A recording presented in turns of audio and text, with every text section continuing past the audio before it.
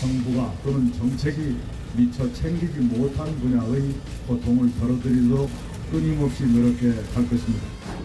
이제 기회가 오고 있습니다. 4월 15일 총선에 문재인 정권에 대해서 우리가 심판의 한 표를 던져야 됩니다, 여러분. 마지막까지 사력을 다해서 압승할 수 있는 기회를 반드시 만들어 주시기를 다시 한번 간곡하게 호소의 말씀을 드립니다. 국회 미래통합당이 과반수 이상의 의석을 차지하게 될 때 지금의 잘못된 모든 정책이 바뀔 수가 있습니다.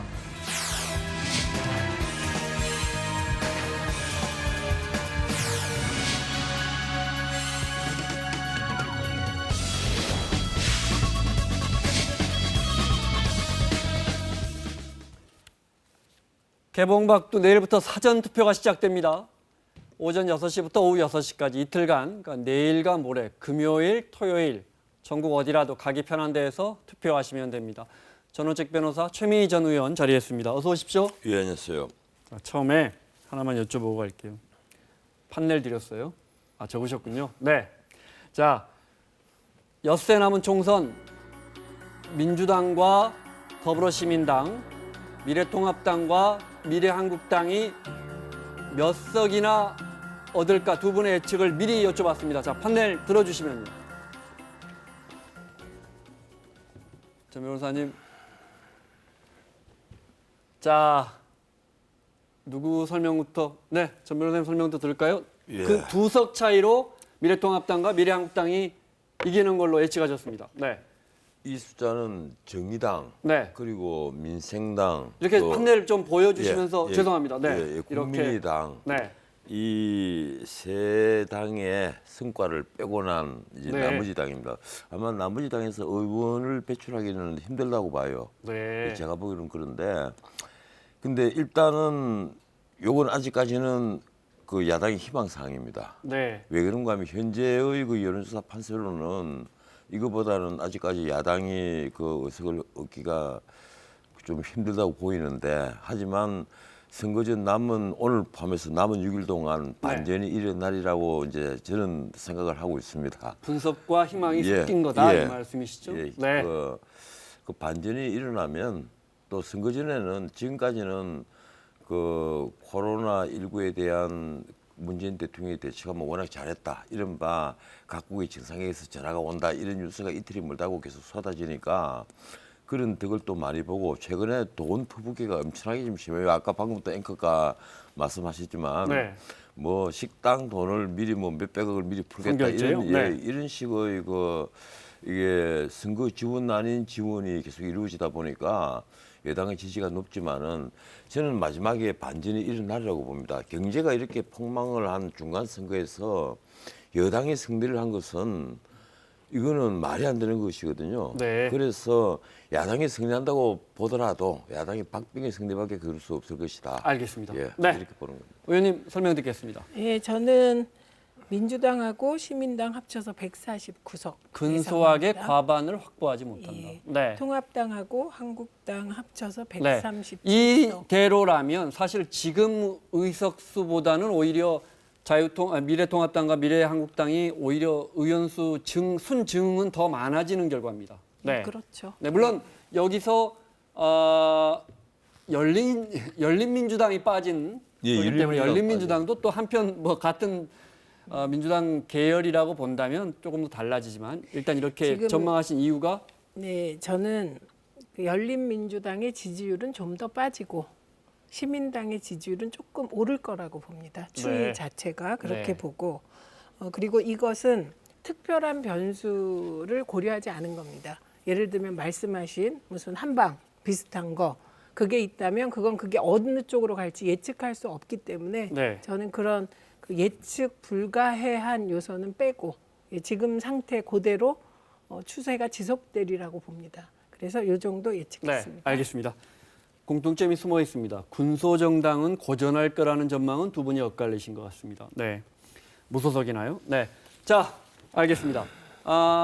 사사건건이 총선 최대 관심 지역구를 직접 찾아갑니다. 오늘은 정태호 후보와 오신환 후보가 세 번째 대결 벌이고 있는 서울 관악을로 가겠습니다.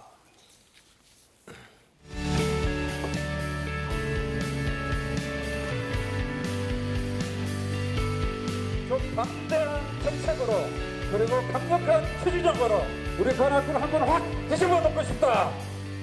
힘있는 여당 후보만이 할 수 있고 저 정태호만이 할 수 있습니다. 관악의 미래를 통째로 한번 바꿔놓겠습니다, 여러분.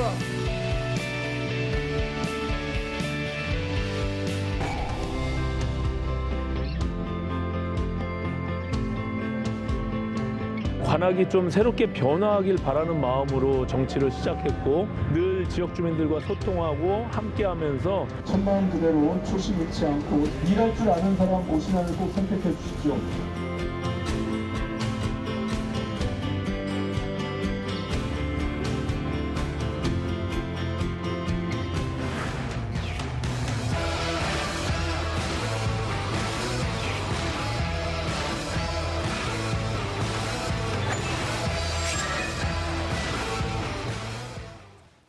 청와대 일자리 수석 출신의 정태호 후보, 또 야당 원내대표 출신의 이 지역 오신환 후보 현장에서 직접 만나보도록 하겠습니다.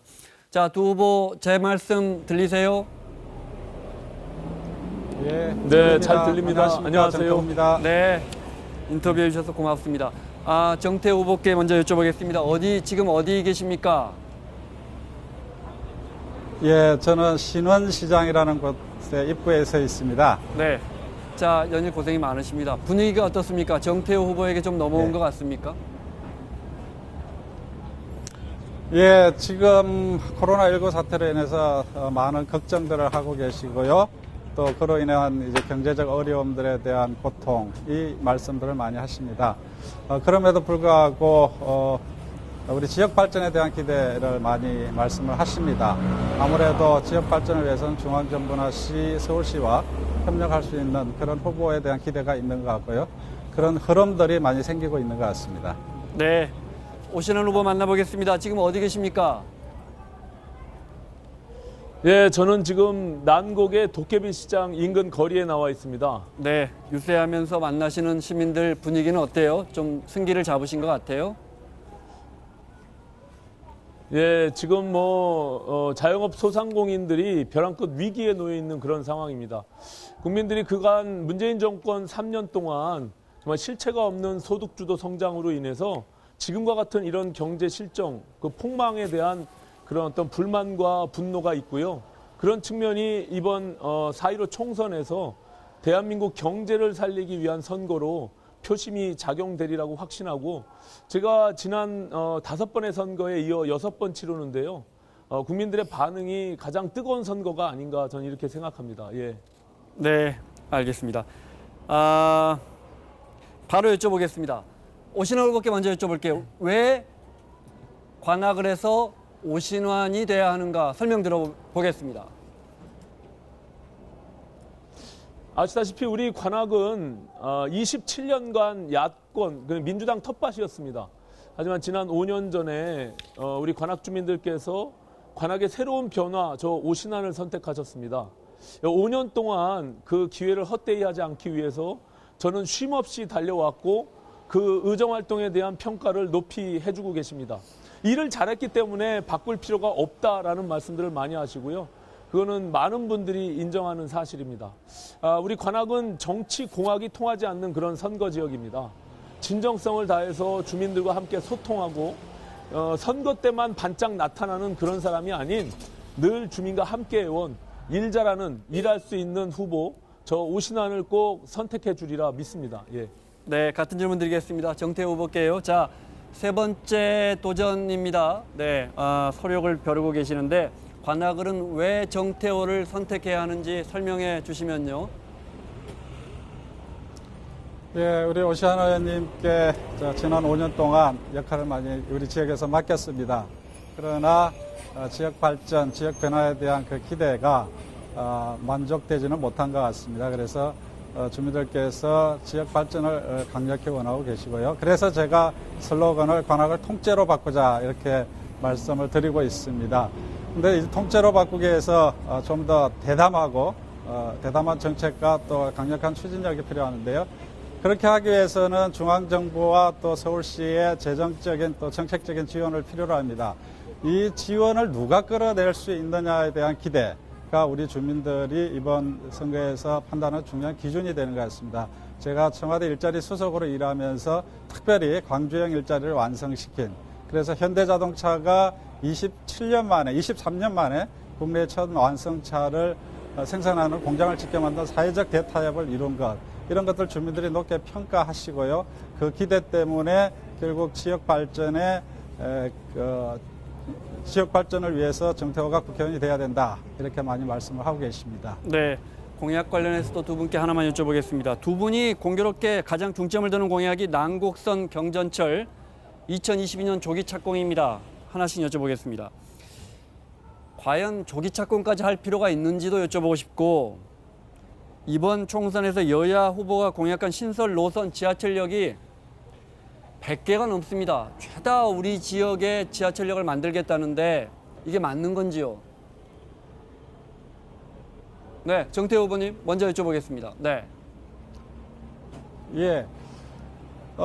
경전철 난곡선은 우리 지역에서 오랜 수건 사업이었고 많은 정치인들이 그동안 공약을 해왔습니다만은 실현되지 않았던 그런 수건 사업입니다.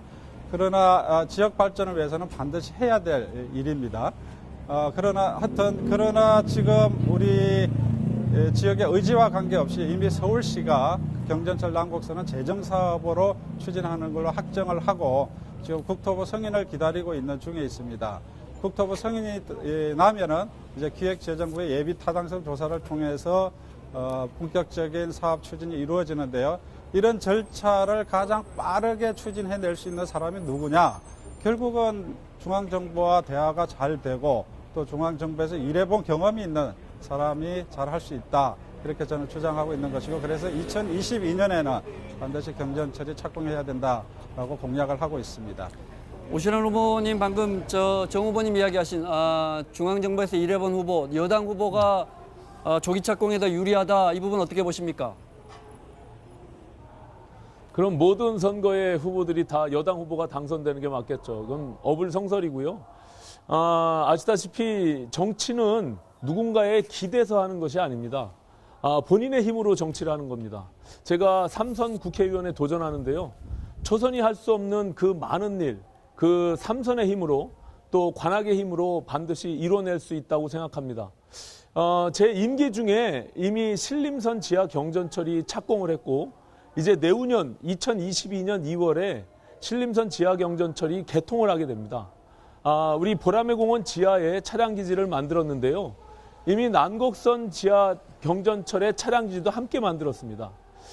우리 난곡선의 10년 넘은 수건 사업 지하 경전철이 22년 착공을 목표로 달려가고 있는데요. 이것은 그동안 수십 년 동안 이곳 난곡이 정체되고 발전이 더뎠던 원인은 정치인들이 열심히 일하지 않으면 떨어질 수 있다는 절박한 마음이 있어야 되는데 그냥 깃발만 꽂으면 무조건 당선시켜줬기 때문입니다. 이제 27년 동안 고여있는 물을 제가 지난 5년 동안 쉼없이 달려오면서 퍼오기 시작한 겁니다. 이제 그 완성된 모습을 제가 우리 관악의 주민들께 선물하기 위한 제 3선의 도전, 그 진정성을 믿고 반드시 선택해 주시리라 믿고 있습니다. 알겠습니다. 자, 마지막 질문은 두 후보가 직접 드리는 걸로 하겠습니다. 먼저 정태호 후보가 오신환 후보께 질문하시죠. 네, 경전철 신림선은 오신환 의원님이 국회의원 되시기 전에 이미 서울시가 결정했던 사안이라는 거 먼저 말씀드리고 싶고요. 탄핵 문제에 대해서 말씀드리겠습니다. 오신환 의원께서는 옛날에 새누리당에서 탈당하실 때 진정한 보수, 개혁적 보수를 표방하시면서 탈당하셨는데 지금 다시 이름은 통합입니다만은 사실상 다시 입당을 하신 거란 말이죠. 근데 제가 볼 때는 미래통합당은 이번에 공천 과정에서 공천위원장이 중간에 사퇴하는 일들도 있었고 또 비례정당의 또 당대표가 사퇴하는 일도 있었단 말이에요. 당이 특별하게 개혁적으로 변한 것도 없는데 다시 입당하신 건데 뭔가 이 탄핵과 그 당을 이렇게 변경하는 과정에 대해서 좀 설명이 좀 필요하시지 않을까 생각됩니다.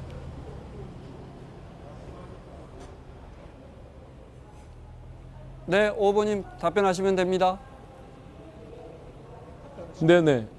지금 정 후보님은 너무 일방적인 자기 주장과 생각을 말하고 있는데요. 저는 탄핵에 대한 입장을 한 번도 번복한 적이 없습니다. 예, 그리고 개혁보수의 길을 지금도 가고 있고 앞으로도 갈 것입니다. 정당법 19조에 의해서 우리 양 보수 통합이 이루어진 것이고요. 문재인 정부의 경제 실정, 그걸 뛰어넘어서 폭주하고 있는 문재인 정부를 심판하고 견제해야 된다는 국민적인 여망 속에서 보수 통합이 이루어진 겁니다.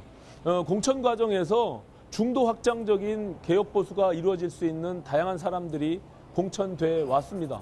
저는 이 과정들을 통해서 앞으로 이 미래통합당이 좀 더 중도 개혁적이고 보수 개혁적인 그런 정당이 될 수 있도록 제 스스로 노력하고 만들어 나가겠습니다. 네, 오 후보님 바로 질문하시죠. 예, 제가 지난 교섭단체 원내대표를 하면서 가장 이해할 수 없었던 사건이 하나 있습니다. 그것이 바로 조국 사태인데요.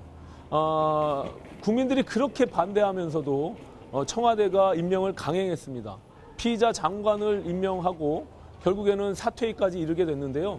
과연 이 정부가 공정과 정의에 대한 말을 언급할 수 있는지, 여전히 정태호 후보는 조국 사태에 대해서 불가피한 측면이 있었다 이렇게 변명만 늘어놓고 있는데요. 과연 그 모습을 봤던 청년들이 정태호 후보의 입장을 이해할 수 있을지 거기에 대한 답변을 부탁드립니다. 예, 그 조국 사태는 뭐 저희들뿐만 아니라 정치권 전반 우리 사회의 공정과 정의의 문제를 성찰할 수 있는 계기가 됐던 것은 분명한 것 같습니다. 저도 그런 점들을 주목하고 있고요. 또 엄중하게 생각을 하고 있습니다. 그러나 그 시점을 놓고 우리가 생각을 해본다면은 아마 오신환 의원님도 검찰 개혁에 대해서는 당연히 전적으로 동의를 하실 겁니다. 그러나 그 시점에서 조국 사태가 발생했던 것은 검찰 개혁에 저항하는 검찰 내부에 아주 조직적이고 의도적인 그런 수사들이 있었던 걸로 저는 알고 있습니다. 그런 상황에서 검찰 개혁을 추진해왔던 조국 당시 후보자를 사퇴시키는 것은 그런 검찰 내부의 검찰 개혁을 반대하는 그 업무 이런 것들을 용인하는 거랑 마찬가지였던 것이죠.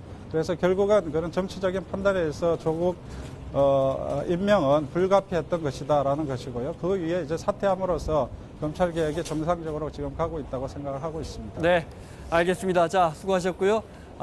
두 후보 끝까지 멋진 경쟁 부탁드리겠습니다. 지금까지 서울 관악을의 정태호 후보, 오신환 후보 만나봤습니다. 수고하셨습니다.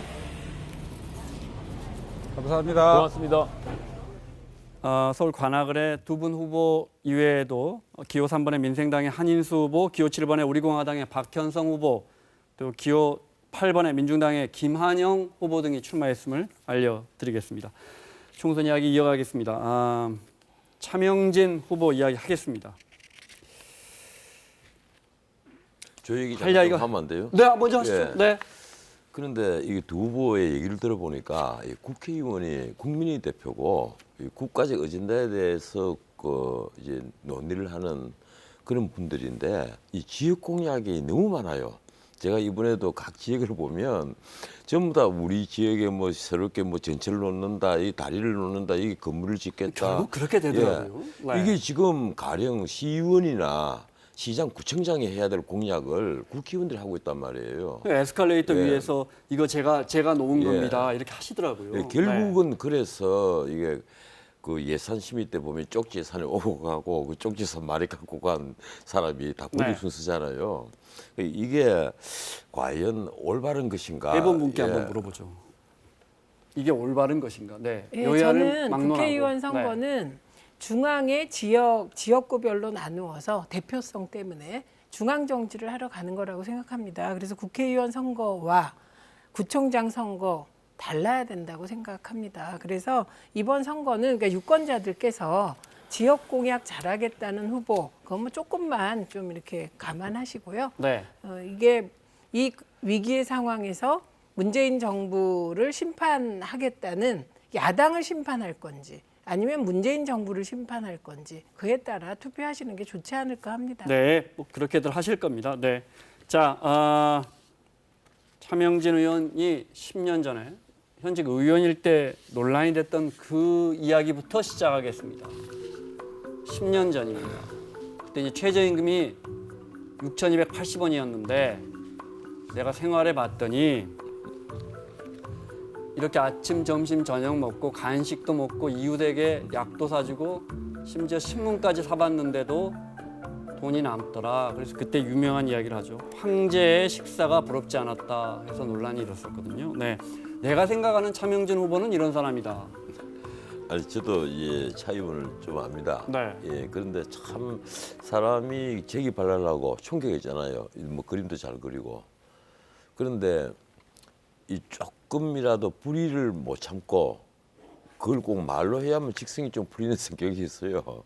그리고 그걸 좀 이 부드럽게 표현한다든가 하는 것보다는 직설적인 표현을 많이 씁니다. 그러다 보니까 이번에도 또 설화를 빚었는데 차 의원은 그런 것 같아요. 지금 논란이 됐던 발언들이 뭐 이 자리에서 옮길 수는 없는 얘기입니다만은 그 세월호가 성역으로 되어 있다 보니 세월호 텐트 안에서 벌어졌던 이런 일들이 언론에 이미 보도가 다 됐는데도 왜 거기에 대해서는 아무런 비판도 없이 계속 성역시 하느냐 아마 이런 얘기했던 것 같아요.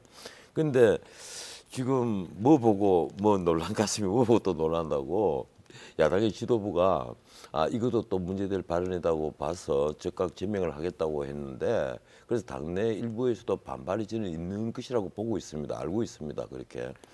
근데 이 문제가 뭐 오늘 또 어떻게 정리가 될지는 모르겠습니다만은 어쨌든 이것이 적전분열로 비치지 않았으면 하는 생각입니다. 네. 아니 지금 말씀에 언어 도단이 있으세요.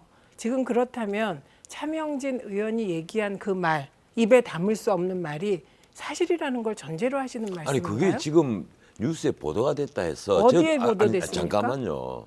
저도 어제 그 인터넷 언론을 찾아봤습니다. 그 언론이 그대로 지금 남아 있더라고요. 그 언론이 지금도 현재도 삭제되냐고 남아 있어요. 저도 그 몰라요. 그게 진짜인지 가짜인지 내 수사관도 아닌데 어떻게 합니까? 제가 현장을 취재한 기자도 아니고 수사관도 아니에요. 저도. 하지만 차 의원은 뭐라고 얘기를 하는가 하면 그것이 뉴스에 남아있다고 얘기를 했고 저도 어제 그걸 확인을 했어요. 그 기사가 그대로 있고 그리고 실제 실명의 이름들이 다 있어요. A, B, C 뭐 이런 식으로 변호사님 되어 있는 것이 보시기에 아니고 그 발언이 적절하다고 보십니까? 아니요. 적절하다는 것은 아니고요. 네. 그건 토론회에서는 그런 직접적인 용어를 사용을 해서는 안 되죠. 하지만 세월호 그 차 의원 얘기는 세월호의 텐트를 왜 자꾸 승용시하느냐 이 얘기입니다. 그 근본적인 얘기는. 그리고 거기에 등장하는 인물들이 지금 다 실명이고 실제 이혼을 하고 제주도에서 새로운 출발을 했다는 얘기도 다 나와 있습니다. 나와 있다면 그러면 그것이 만약에 그 위작이었다든가 또 거짓 보도였다면 개인의 명예를 침해한 것이잖아요. 그럼 벌써 문제가 됐겠죠. 아니 저는 차명진 의원이 한 그 말을 이번에 처음 그 단어를 알았습니다. 그리고 세월호 텐트에서 그 입으로 담을 수 없는 그 일이 있었다라고 주장한 것입니다. 그럼 그걸 조선일보가 보도했습니까? KBS가 보도했습니까? 지금 대한민국이 가짜 뉴스로 몸살을 앓는데 그러니까 개인적으로 누가 이혼을 하는 거 이혼할 수 있습니다. 그거랑 텐트 안에서 입에 담지 못할 그런 새로운 단어까지 지금 제가 알게 된 그런 일이 있었다는 게 무슨 상관이 있습니까? 그래서 저는 그 차명진 의원의 이 말은 제가 들어본 막말 중에 최고 같아요. 막말의 끝판왕 같습니다. 아니 제가 드리는 얘기는요. 이런 겁니다. 이것이 만약에 사실이라면 차 의원이 말하는 텐트를 성역화해서는 안 된다 하는 말도 우리가 어느 정도는 인정을 해줘야 된다는 것이고 그 말이 거기에서 사용했던 용어 이런 것이 적절하다는 것은 아니에요. 저도 그것이 적절한 것 같으면 차 의원이 억울한 일이겠죠. 차 의원이 사용한 용어 이런 것이 적절하다는 것이 아니라 차 의원이 말한 본인은 어디 있었냐, 진위가 무엇이냐 하는 것을 우리가 생각을 해보자는 거죠. 너무 너그러우세요. 그 유독 진위는 차 의원에 뭘까요? 대해서. 아니 텐트를 세월호 텐트만 왜 그 자꾸 승역시 하느냐 그 얘기입니다. 그렇게 안 들리던데요. 차명진 의원이 한 얘기는 왜 세월호 텐트만 승역시해서 거기서 있었던 일은 전부 다 오르내리고 거기서 있었던 일은 다 감춰져야만 하느냐 이 얘기예요. 아니 지금 말씀이 뭐가 감춰졌습니까? 그리고 세월호 텐트가 뭐가 성역입니까? 슬픔의 상징이지. 대한민국에서 300명이 넘는 사람이 죽었고 300명 가까이 어린 학생들이 정말 정부가 잘못해서 죽었다고 저는 생각합니다. 그래서 부모들이 가슴이 아파서 견딜 수가 없어서 텐트를 치고 추모를 하고 그 사건의 진상을 밝히자는 그 세월호 텐트가 어떻게 성역입니까? 가슴 찢어지는 비극과 슬픔의 상징이지. 그 생각부터 교정돼야 한다고 생각합니다. 그리고 차명진 의원은 더 문제인 게 뭐냐면 지금도 저 주장을 하고 있다는 거예요. 이게 무슨 막말이냐 이러면서. 지금 우리 최 의원이 자신의 주장을 저에게도 강요를 하는데 가령 이렇습니다. 세월호의 비극에 대해서 이것이 슬픈 일이 아니다. 뭐 아이들 죽음이 아무렇지도 않다. 이렇게 말하는 사람은 대한민국에 아무도 없습니다. 누구에게나 그건 슬픈 일이고 비극이고 다시 일어나서 안 될 일인 것은 분명한 거예요. 다만 그렇다고 해서 광화문에 텐트를 세운 지가 얼마나 됐습니까 벌써? 얼마나 됐어요? 자, 그건 행정적 처리 문제는 황교안 대표와 김종인 총괄선대위원장의 대국민 사과 듣고 말씀 이어가겠습니다. 차명진 후보의 발언은 매우 부적절하고 또 잘못된 인식이라고 하는 점을 이 자리에서 분명히 말씀드립니다. 마음의 고통을 느끼셨을 모든 분들께 깊이 사과드립니다. 앞으로 저와 모든 미래통합당 후보들은 다시는 이런 일이 생기지 않도록 하겠습니다. 모든 언행을 되돌아보고 진심을 다할 것을 약속드립니다. 국민 여러분, 죄송합니다. 이건 말이 적절한지 아닌지를 따질 문제가 아닙니다. 공당의 국회의원 후보가 입에 올려서는 결코 안 되는 수준의 단어를 내뱉은 것입니다. 또 한 번 사과드립니다. 이 당의 행태가 여러 번 실망스럽고 모두 포기해야 하는 건지 잠시 생각도 해보았습니다. 그래도 제가 생애 마지막 소임이라면서 시작한 일이고 나라가 가는 방향을 되돌리라는 국민 목소리가 너무나 절박해 오늘 여러분 앞에 이렇게 다시 섰습니다. 다시 한번 사과의 말씀을 드립니다. 혈순의 김종인 총괄선대위원장이 사과, 송구, 죄송하다며 머리를 연신 숙였습니다. 지금 저럴 수밖에 없는 것이요. 네. 예, 방금 최 의원이 저에게도 그 화를 좀 내는 거와 마찬가지로 차민긴 의원의 얘기를 자칫 잘못 들으면 이 세월호의 비극이 아니라고 받아들인다거나 아니면 세월호 유가족들 전체를 폄하하는 것으로 그렇게 비친다는 거예요. 이러니까 지금 당 대표나 선대위원장이 깜짝 놀랐단 말이에요. 근데 차 의원이 비판하는 것은 저는 그게 아니라고 생각해요. 세월호 전체 유가족을 예컨대 그 비판한다라거나 나는 그런 게 아니라고 생각해요. 그리고 세월호 아이들이 억울한 죽음에 대해서 무슨 다른 생각을 갖고 있다거나 그런 것은 대두가 아니고요. 다만 세월호라 그런 것을 빙자해서 이런 불미스러운 일이 일어나는데도 왜 그런 것까지도 미화하느냐 이런 취지로 했던 얘기처럼 보여요. 차명진 후보가 지난해 했던 그래픽이 있습니까? 네, 올려주시면서 말씀 이어가겠습니다. 네, 유족들이 이 사건을 제가 직접 읽지는 않겠습니다. 그러니까 이분은 이런 신념이 있으신 것 같아요. 이 그렇죠. 세월호 유족들에 대해서. 이때도 당에서 징계를 받았습니다. 그렇죠. 3개월 당원권 징계를 받았는데 네. 이렇습니다. 그러니까 이게 말 실수냐? 지금 김종인 위원장은 결코 입에 올려서는 안 되는 수준의 단어를 내뱉었다.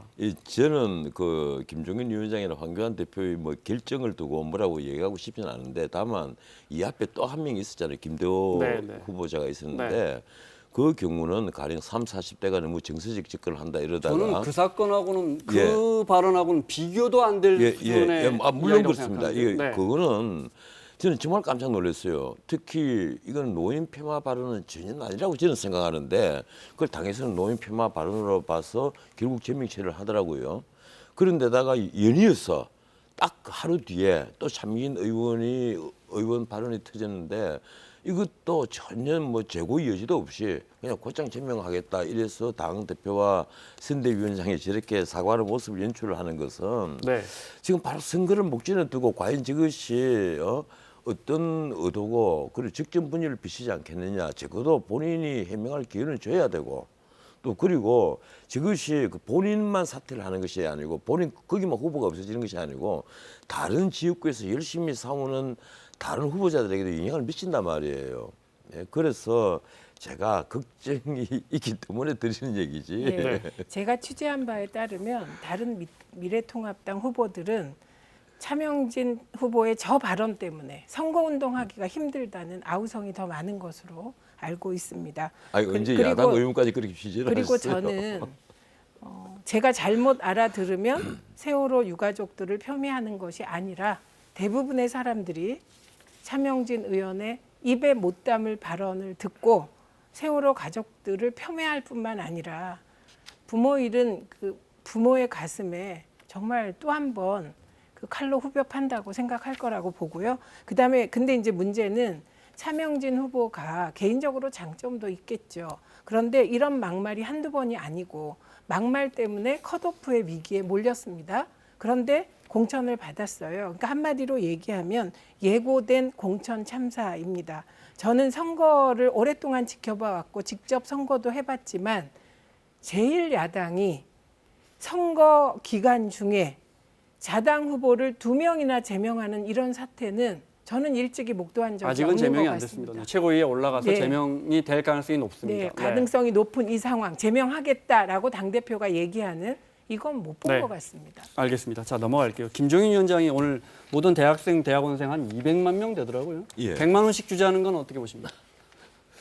저는 제가 지금 야당 지도부, 저도 선거 직전에 있고 저도 보수 논객인데 가급적 야당 편을 좀 들어주고 싶은데 가령 뭐 다들 아시겠지만 예, 민주당에서 처음에 4인 가족 기준으로 100만 원 전 국민이 70%에게 주겠다 이러니까 그걸 받고 뭐 그렇지 말고 전 국민에게 50만 원씩 주자. 황교안 대표가 또 이렇게 얘기를 했단 말이에요. 그러자 이해찬 대표가 그러지 말고 전 국민에게 그럼 4인 가족 기준 100만 원을 주겠다. 이 취지로 얘기를 한 겁니다. 그래서 지금 또 청와대에서 전 국민에게 돈을 지급하는 것으로 아마 그 최초의 결정을 바꾸는 것을 지금 고민을 하고 있는 것 같아요. 네. 오늘 현재. 그런데 또 김종인 위원장이 느닷없이 전체 대학생들이 지금 너무 어려우니까 특히 지금 강의가 직접 이루어지는 것이 아니고 인터넷으로 강의가 이루어지는데 거기에 대한 기자재도 부족하고 하니까 100만 원씩 다 지급을 하자 이 얘기를 했단 말이에요. 근데 저래서 돈을 갖고 간이 3, 4조 국가 예산을 쓴다. 뭐 3, 4조 아무것도 아닐 수도 있지만 2조 원 조금 넘을 예, 겁니다. 네. 사실은 엄청난 돈입니다. 이런 돈들이 지금 우선 2조라고 하는데 아까 언론을 보니까 결국은 뭐 전체로 보면 또 한 3조 정도는 예상을 하고 있더라고요. 그런데 이런 식으로 가령 우리가 지금 어제 그저께 당장 우리 정부에서 발표한 중앙정부 부채만 728조잖아요. 이런 식으로 부채가 계속 올라간다면 뭐 앞을 생각하지 않고 지금 위기 상황이다 돈 써야 된다 이런 식으로 계속하면 이 선거 직전에 서로 돈 풀기 경쟁을 하는 것 아니냐. 네. 과연 이것이 올바른 민주주의적인 태도냐 하는 그런 생각을 갖고 있습니다. 자, 우선 논리적으로 싸움을 할 사안은 아니다. 그리고 지금 불난 곳에는 물을 가지고 불을 빨리 꺼야 된다. 지금 대한민국 일부 한계 상황에 있는 분들이 그런 상황이라고 봅니다. 그리고 김종인 위원장이 대학생들과 대학원생들을 타겟으로 한 것은 선거 전략이라고 봅니다. 왜냐하면 지금 20대가 부동층이 가장 많고 그렇기 때문에 그 20대를 공략하기 위한 말하자면 잘한 공약을 내세운 것이지요. 네. 그리고 이건 여당 입장에서 볼 때도 사실 여당은 보편적 복지를 주장해 왔고 이런 수당을 주더라도 모두에게 주자는 거기 때문에 불감청이면 고소원이라고 생각합니다. 근데 이렇게 계속 전 국민에게 50만 원 주자, 100%에게 다 주자, 대학생들은 따로 또 주자 이렇게 말의 성찬만 하지 말고 정치권이 빨리 필요한 곳에 이 돈이 전달되도록 그렇게 실천으로 나서야 될 것 같습니다. 알겠습니다. 자, 김종인 위원장이 오늘 중랑갑 지원 유세를 하다가 저희가 영상 편집이 됐다 그래서 보여드릴게요. 이런 일이 있었어요. 잠깐 보겠습니다.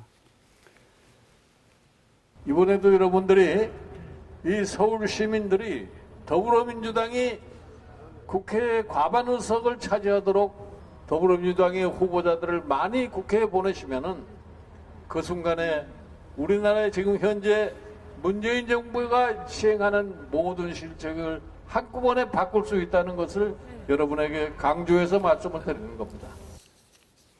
그냥 넘어갈까요? 한 말씀 그냥 하실래요? 넘어가죠. 아니, 근데 저분이 이제 당을 자꾸 바꾸시다 보니까. 그 뭐 노세했다기보다는 이 바쁜 스케줄에 계속 매달리다 네, 네. 보면 사람이 그 습관에 몸에 배인 말들, 행동들을 하게 됩니다. 네. 무심결에 아마 그런 일환으로 보이니까 네. 아니, 그냥 점을 80이시잖아요. 예, 그 점을 그러니까 좀 그냥 시청자들이 넘어가시죠. 이해를 해주셨으면 합니다.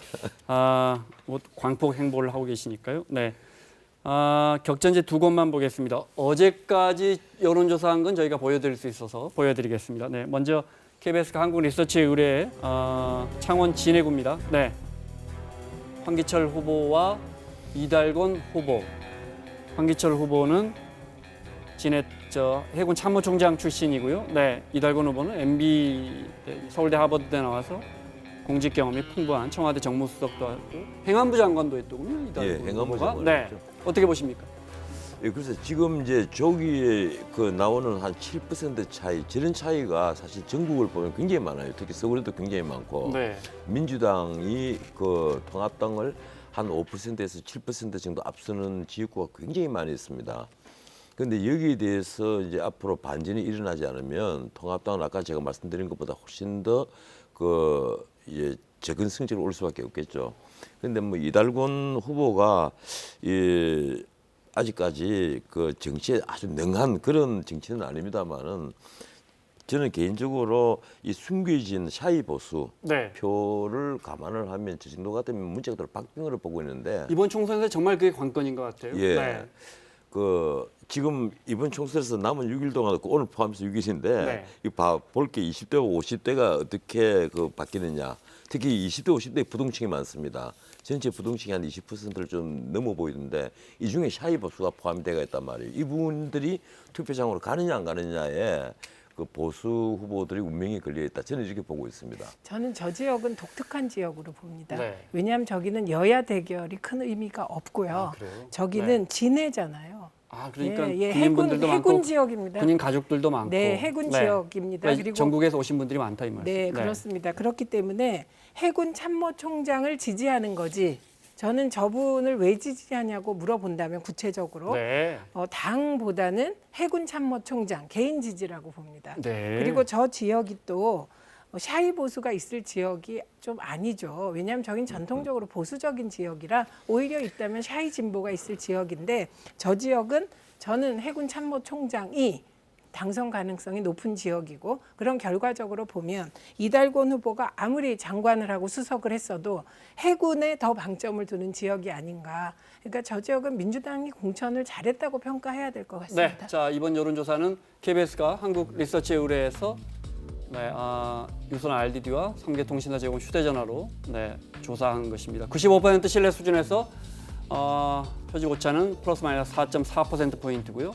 응답률은 21.9%입니다. 한 지역만 더 보겠습니다. 시간이 별로 없는데 강릉으로 가겠습니다. 네, 워낙 관심 지역입니다. 그래서 오늘 한번 더 살펴볼까요? 네, 여기도 엎치락 뒤치락합니다. 어디 보면 무서워서 권성동 후보가 앞서는 데도 있고요. 네. 예, 저기 이제 여론조사를 많이 한 곳인데 권성동 의원이 앞서는 곳도 있고 대표적으로 보수표가 나눠져 있습니다. 그리고 이제 민주당 후보가 앞서는 곳도 있고 이런데 거기 문제는 이 통합당 후보가 강릉과 특별한 인연을 갖지 못한 분으로 저는 알고 있습니다. 거기에 공무원 초기 시절에 근무한 인연밖에 없기 때문에 통합당 후보가 상당히 고전을 하는 것 아니냐 이래 보이는데 저기야말로 아마 저런 지역이 전국에 한 서너 곳이 있습니다. 네네. 그래서 김용옥 공관위가 나중에 책임을 져야 될 부분이 바로 저런 부분 아니겠느냐. 왜 유력한 후보를 이기는 공천을 하겠다면서. 민주당이 이기던 권성동 후보가 이기던. 예. 네. 왜 이기는 공천을 하겠다면서 이기는 후보를 내놓지 못하고 저렇게 당장 고전하는 공천을 한 것이냐 이런 생각을 합니다. 민주당 후보가 이기면 미래통합당뿐만 아니라 권성동 후보도 사실은 정치적 미래가 암울해지는 겁니다. 그리고 저 지역을 보면 처음에는 네 후보가 다 지지율이 엇비슷했어요. 근데 후반기로 가면서 이게 2강, 2중으로 바뀌고 있는 그런 지역이거든요. 그럼 그 표가 어디로 갔나를 보면 사실은 김경수 후보, 민주당 후보의 표는 그닥 크게 이게 막 등락이 없습니다. 그런데 권성동 후보의 표는 정말 등락이 심해요. 그래서 저기는 막판에 가면 사실은 권성동 후보 쪽으로 유권자들이 전략적 투표를 하는 가능성이 조금 있어 보이는 지역입니다. 알겠습니다. 자, 이번 조사는 KBS 한국 리서치에 의뢰해서요. 앞서 조사와 다른 조사라서 다시 설명드립니다. 표본 오차는 95% 신뢰 수준에서 플러스 마이너스 4.4%, 응답률은 15.8%라는 점 알려드리겠습니다. 자, 마무리하겠습니다. 전원책 변호사 최민희 전 의원과 함께했습니다. 수고하셨습니다.